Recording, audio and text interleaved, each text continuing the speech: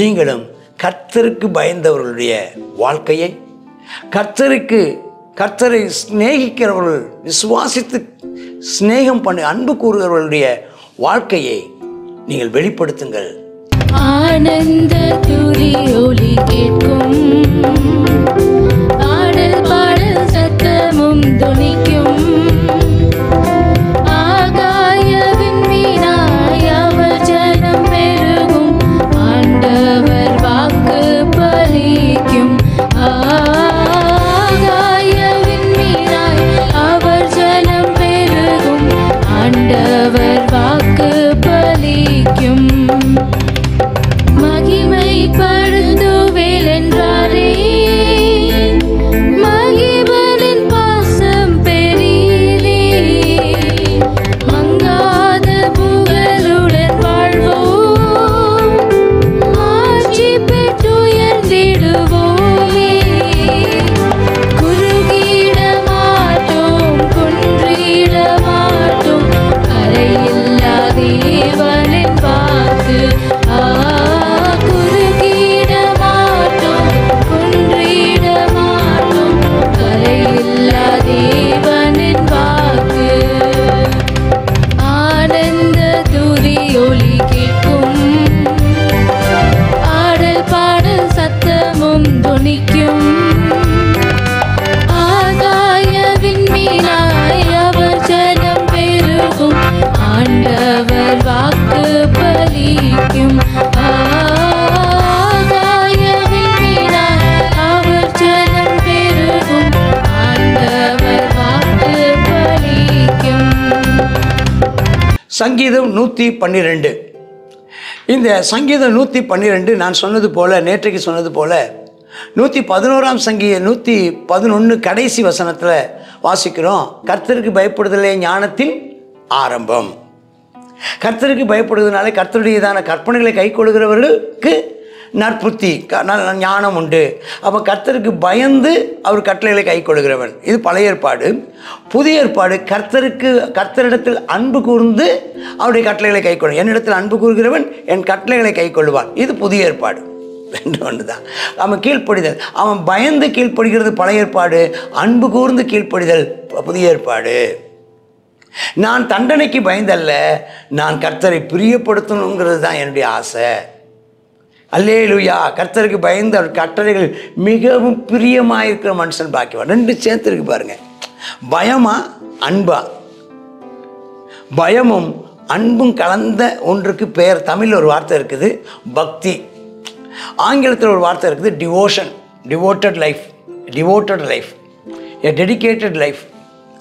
ஸ்தோத்திரம். அன்பு கூர்ந்து, ஆமென், ஸ்தோத்திரம். அவருக்கு பரிசுத்தமாய் வாழ, அவருக்கு பயந்து பரிசுத்தமாய் வாழ வேண்டும். அன்பு கூர்ந்து அவருக்கு பிரியமாய் வாழ வேண்டும். அடுத்தது அவனுக்கு கிடைக்கிற ஆசீர்வாதம் தான் வரிசையாக சொல்லப்பட்டிருக்குது பிரதர்.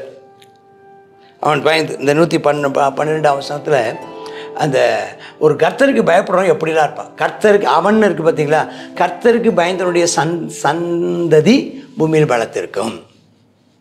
கர்த்தருக்கு பயந்தவன்கள் செம்மையானவர் என்று அழைக்கப்படுகிறார்கள், அவருடைய வம்சம் ஆசீர்வதிக்கப்படும். கர்த்தருக்கு பயந்தவனுக்கு ஆஸ்தியும் ஐஸ்வர்யமும் கர்த்தருக்கு பயந்தவனுடைய வீட்டில் இருக்கும். கர்த்தருக்கு பயந்தவனுடையதான நீதி என்றென்றைக்கு இருக்கும். அடுத்து சொல்லப்பட்டிருக்குது 9ஆம் வசனம் வரைக்கும். கர்த்தருக்கு பயந்தவர்களுக்கு மறுபெயர் செம்மையானவர்கள். இப்போ செம்மையானவர்கள்னால் கர்த்தருக்கு பயந்து இருப்பாங்க. அவங்களுக்கு இருளில் வெளிச்சம் உதிக்கும். கர்த்தருக்கு பயந்தவர்களுக்கு அவன் இரக்கம் உள்ளவனாக இருப்பான், மன உருக்கம் உள்ளவனாக இருப்பான், நீதி உள்ளவனாக இருப்பான். இந்த மூணு கர்த்தருக்கு கர்த்தருடையதான குணாதிசயம்தான் இரக்கமும் மன உருக்கமும் நீதியும் உள்ளவர்.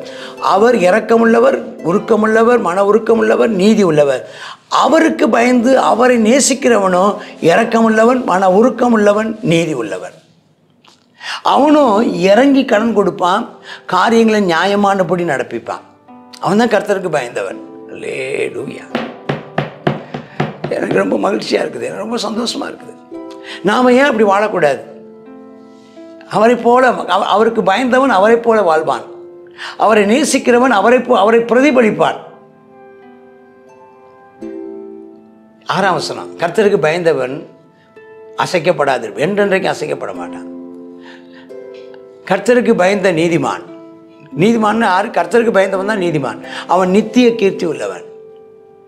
அடுத்து 7ஆம் வசனம், கர்த்தருக்கு பயந்தவன் துர்ச்செய்தியை கேட்கறதுனால பயப்பட மாட்டான். ஏதாவது ஒரு துர்ச்செய்தி, ஒரு ஆபத்து, ஒரு விபத்து, ஒரு ஒரு ஒரு ஒரு ஒரு துர்ச்செய்தின்னு என்ன சொல்கிறது, ஒரு நஷ்டம், ஒரு இழப்பு, யோபு மாதிரி, யோபுக்கு நேரிட்ட மாதிரி அடுத்தடுத்து உடனே அது கேட்க நான் பயப்பட மாட்டானா? கர்த்தருக்கு பயப்பட்டவன் எதுக்கும் பயப்பட மாட்டான். எல்லாத்துக்கும் பயந்தவன் கர்த்தருக்கு பயப்பட மாட்டான். கர்த்தருக்கு பயப்படும். கர்த்தருக்கு பயந்தனுடைய இருதயம் கர்த்தரை நம்பி திடனாக இருக்கும். கர்த்தருக்கு பயந்தனுடைய இருதயம் உறுதியாக இருக்கும். கர்த்தருக்கு பயந்தவன் தன் சத்துருக்களின் சரி கெட்டுதலை காண்பான். கர்த்தருக்கு பயந்தவன் வாரி இறைப்பான், ஏழைகளுக்கு கொடுப்பான். கர்த்தருக்கு பயந்தனுடைய நீதி என்றென்றைக்கு நிற்கும். கர்த்தருக்கு பயந்தனுடையதான கொம்பு, அவனுடையதான வாழ்க்கை, அவனுடையதான செல்வாக்கு மகிமையாக உயர்த்தப்படும். நம்ம பார்க்குறோம். அடுத்து பார்த்தீங்கன்னா 10வது வசனத்திலிருந்து 10வது வசனம், அந்த 10வது வசனம் வந்து என்ன சொல்லுதுன்னா, இதெல்லாம் கர்த்தருக்கு பயந்தவர்கள் நீதிமான் என்று அழைக்கப்படுவாங்க. கர்த்தரிடத்தில் விசுவாசித்து கர்த்தரிடத்தில் அன்பு கூறுகிறவர்களும் நீதிமான் என்று அழைக்கப்படுகிறார்கள். துன்மார்க்கன் யாருன்னா, கர்த்தருக்கு பயப்படாதவன், கர்த்தரை விசுவாசிக்காதவன், கர்த்தரிடத்தில் அன்பு கூறாதவன் பேர் துன்மார்க்கன். அவன் என்ன செய்வானா, கர்த்தருக்கு நீதிமானுடையதான வாழ்க்கையை பார்த்து மனம் அடிவாகி விடுவான், பற்களை கடித்து கரைஞ்சி போவான், அவன் ஆசை அழிஞ்சு போகும். அப்போ இது என்ன தெரிஞ்சுக்கிறீங்க? கர்த்தருக்கு பயந்திருங்கள், கர்த்தரை சிநேகியுங்கள், கர்த்தருக்கு பயந்திருங்கள், அன்பு கூறுங்கள். அந்த பயமும் அன்பும், இந்த பயமும் அன்பும் ரெண்டும் சேர்ந்து என்னதான், இந்த பயபக்தியோடு வாழ்கிறவங்க கீழ்ப்படிதல் தான் ரொம்ப முக்கியம். இவங்களுக்கு தேவனுடையதான அதே சுபாவம், இரக்கமுள்ளவர்கள், மன உருக்கமுள்ளவர்கள், ஸ்தோத்திரம், அவர்கள் நீதி உள்ளவர்கள். கர்த்தர் பரிசுத்தமாக இருக்கிறது போல இவர்கள் பரிசுத்தர். கர்த்தர் நல்லவராக இருக்கிறது போல இவங்க நல்லவங்க. கர்த்தர் நீதி செய்கிறது போல இவங்க நீதி செய்கிறவங்க. கர்த்தர் கிருபை உள்ளவராக இருக்கிறது போல இவங்க தயவுள்ளவர்களாக இருப்பாங்க. கர்த்தருக்கு ஸ்தோத்திரம். கர்த்தர் நம்மை ஆசீர்வதிப்பாராக. நீங்களும் கர்த்தருக்கு பயந்தவர்களுடைய வாழ்க்கையை, கர்த்தரை சிநேகிக்கிறவர்கள், விசுவாசித்து சிநேகம் பண்ணி அன்பு கூறுகிறவர்களுடைய வாழ்க்கையை நீங்கள் வெளிப்படுத்துங்கள். கர்த்தருக்கு பயந்தவன், கர்த்தரில் சிநேகம் வைத்திருக்கிறவன் அவரை பிரதிபலிப்பான், அவருடைய குணாதிசயங்களை வெளிப்படுத்துவான், அவரை மகிமைப்படுத்துவான். கர்த்தரும் அவனை மகிமைப்படுத்துவான். அவன் பெயர் நீதிமான், அவன் பெயர் பரிசுத்தவான், அவன் பெயர் தேவனுடைய பிள்ளைகள். ஆமேன், ஆமேன். God bless you. சங்கீதம் 112 112வது சங்கீதத்தில் கர்த்தருக்கு பயப்படுகிறவர்கள் என்ன செய்கிறார், அவர் கட்டளைகளில் பிரியப்படுகிறவர்களுக்கும் கர்த்தர் என்ன செய்கிறார், ஆசீர்வாதத்தை கொடுக்கிறார். அப்படிப்பட்டவர்கள் பாக்கியவான்கள். கர்த்தருக்கு பயப்படுகிறவர்களும் அவர் மேலே அன்பு செலுத்துகிறவர்களும் பாக்கியவான்கள்.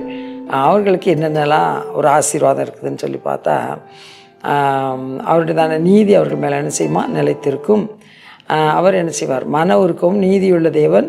அவர் என்ன செய்கிறார், தங்களுடைய பிள்ளைகளை நேசிக்கிறவராக இருக்கிறார். அவர் நேசிக்கிறவர்கள் அவரை போல ஸ்பாவத்தில் இருப்பாங்க. பயந்தவர்களுக்கு அவருடையதான சந்ததி என்ன செய்யுமா, பூமியிலே பலத்திருக்குமா. அவருடைய கர்த்தருக்கு பயந்தவருடையதான சந்ததி ஆசீர்வதிக்கப்படும். அவருடையதான ஆஸ்தியும் ஐஸ்வர்யமும் அவருடைய வீட்டில் இருக்கும்.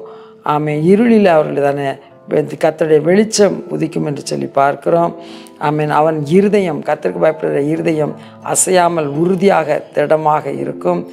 அது மாத்திரம் இல்லை, கர்த்தருக்கு பயப்படுகிறவன் என்ன செய்வானா, ஏழைகளை பராமரிப்பானா, வாரி இறைப்பான், ஏழைகளுக்கு கொடுப்பான். அவனுடைய நீதி என்றென்றைக்கும் நிலைத்திருக்கும்னு சொல்லி பார்க்குறான். ஆனால் கர்த்தருக்கு பயப்படாத துன்மார்க்கனுடைய தானே அவனுடைய ஆசை அழியும். அவன் இதை போல் இருக்கணும்னு நினைப்பான். ஆனால்